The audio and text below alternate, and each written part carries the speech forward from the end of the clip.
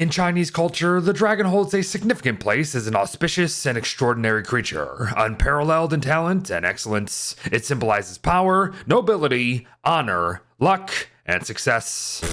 Looks like Clay didn't get that memo, am I right? Gifted with innate courage, tenacity, and intelligence, dragons are usually enthusiastic and confident. They are not afraid of challenges and are willing to take risks. They strive to break away from the traditional norms and pave the way for a brighter future. Oh wow! So can Clay get some of that so-called confidence to break away from their traditions? As heck, they fumbled the ball so hard that they actually fumbled the bag, everybody. All of these reskins could have easily been just a skin bundle, and they didn't even do that. But folks, the Year of the Dragon update is out now, as we all know, and it's the first official release of 2024, but that's about the only praise I can muster up for this thing. That said, I did want to make a video to hear what you all thought of it, so let's do just that, shall we? Now, I don't want to be that kind of person that is always negative about all updates, but I don't really want to hate or anything, but I don't want to be mean, but excuse my pessimism, but I'm trying to be super pessimistic, but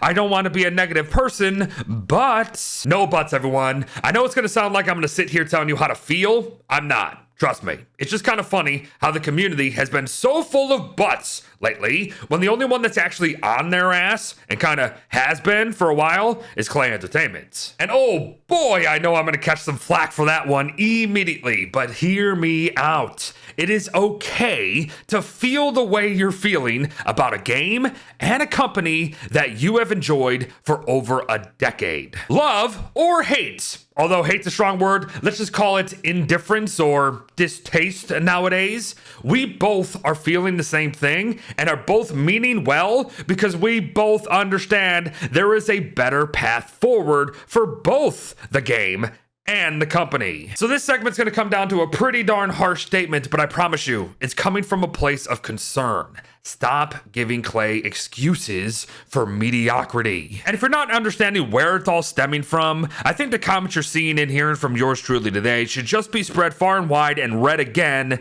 as that's what a lot of Don't Starve Together has just become nowadays. Wasted potential. But to keep things in line with the now of it all, Clay had the Year of the Mother effing Dragon, and they did this? I mean, it's not only disappointing to see a downward trend continue, it's just painful to watch it all happen in slow motion. Now, I know what a very, very few amount of people are thinking out there. We expected too much. No, we didn't.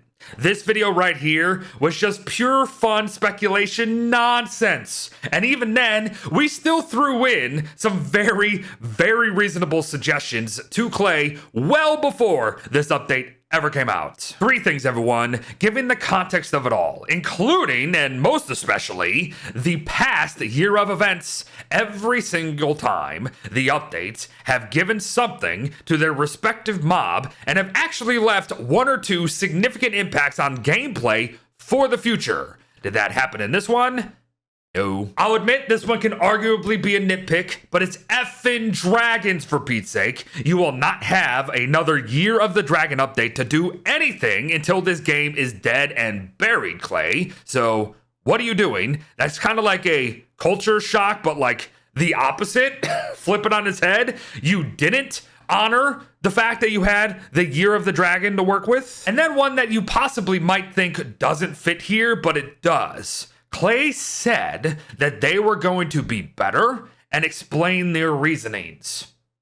Have they done that? No, they lied to us almost immediately. They said the roadmap would explain why the Wickford and Willow short was what it was, and I know you can possibly argue that it is one of those first lore shorts that they're just going to sprinkle in, but no, that's not good enough, actually. Again, accountability matters, and my gosh, there is a lot of that word being flung around recently at the start of 2024, am I right? But do you want to add insult to injury, everyone? The excuse of dragon boat racing doesn't even hold up because the entire thing is actually culturally inaccurate in and of itself. Yes, I'm actually kind of mad about this, and I have never, ever sat here and been this openly disappointed and just distraught about this game and the company. I don't know what the title of this video is. I don't know what the thumbnail is going to look like yet. I just knew I had to sit down and spew things out there. So this is what this is, right? Because I don't think this is a bad day for Clay. I think this is a bad sign for them. And what I mean by that is, and probably the best example I can give you if you're not following me, look at the crossover updates that we've had. Look at what Clay has done with what developers have given them to work with. And then look at the developers that gotten Clay stuff to work with. It's like Clay doesn't care anymore. Now, I'll admit that is a very strong allegation, and I'm not actually fully behind it. I'm just trying to make a point and hopefully light a fire under Clay. And I do understand that their roadmap is a good sign that hopefully they are taking into account that, yeah, they've released like unpolished nonsense lately that has led nowhere. You compare it to things like Forgotten Knowledge and Return of Them. Everything we've gotten over the last 2 years, what has it meant? Nothing. It has meant nothing. It's been stuff. That's another word that I've been using a lot lately because it matters. Because it makes sense. And you don't have to take my word for it either. I just think I was ahead of the curve. I really do. I'm going to say that out loud. I have been concerned about this game for about a year and a half. But if you read all the comments, be it on the official post or any additional threads that happen to be out there, you're starting to see the cracks. Finally. But, like, my video comments too. I get it. They might be echo chambers, but they're not. All of this is stemming from a place of love for this game, everyone. That includes my love, even if I don't really have it for Don't Starve Together anymore. Internet, listen to me. Negativity is okay. It's not just bitching for bitching's sake. Like I said, this all stems from a previous love of everything that I've done. Do you think I would have made a guide on this game every single day for 4 years of my actual life if I didn't care? Do you think I would still be a content creator for the Don't Starve franchise for 11 years if I didn't care?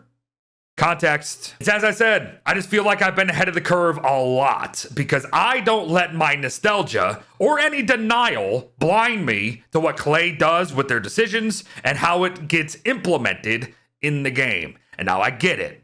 I said again, in the roadmap, Clay said they were going to do this and that. They were going to be better on communication, slow things down. Great. I hope it works out. But if it doesn't, we need to hold them to that because their communication is already very poor. Once again, they have already straight up lied to us in 2024, and I don't like that. So, again, I think we kind of need to put our foot on their throat now and then. I am not the guy I used to be. I am not the channel that I used to be. I am not the Don't Starve lover that I used to be. All of that is true. But I think I still have a say here, and I'm going to use my platform and my voice to do that. Not to just start absolutely hammering them. No, it's about accountability. And here's hoping throughout the entire year, I could pull back on that. We all could pull back on that, and we can find ourselves in a better place. Am I right? Because the Year of the Dragon was not a good start to 2024. Again, I think it's a bad sign, not a bad day. So here's hoping we can correct the direction. Am I right? But folks, thanks for watching. I'm sorry for, having a video like this out there, but I hope it does do some good. Please be civil, use this guy before you start doing this, and I'll see you in the next one. Bye-bye. Hold up, everyone. I know this necessarily wasn't this type of video, but you're probably going to ask about it. What I have done for the Year of the Dragon. That's the funny bit. Literally anything else. I don't mind the dragon boat racing. I really don't. You know why? Because I would have just been able to ignore it, right? I would have made a video on it and never touched it again. But the fact that it was the Year of the Dragon and they didn't do anything with the Dragonfly, excuse me, they actually are calling it the Year of the Dragonfly. I should make that point. They're calling it that. So the fact that it is that and it has nothing to do with Dragonfly, not even in the shrine, not one offering is there for her, not one touch up to any sort of mechanics, nothing. Yeah, that's a problem.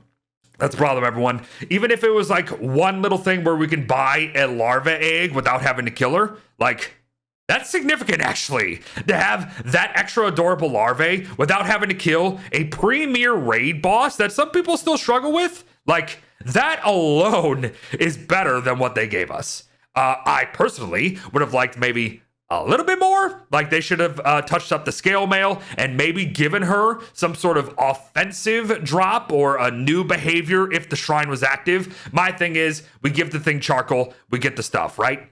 Maybe if we gave it ash, we got different crafts. What if we gave it a dragonfly scale and that unlocks something different? I feel like any avenue would have been better than this. But that's my thoughts. Right at the end, I forgot about them, but I'm throwing them in. Thanks for watching. Bye-bye.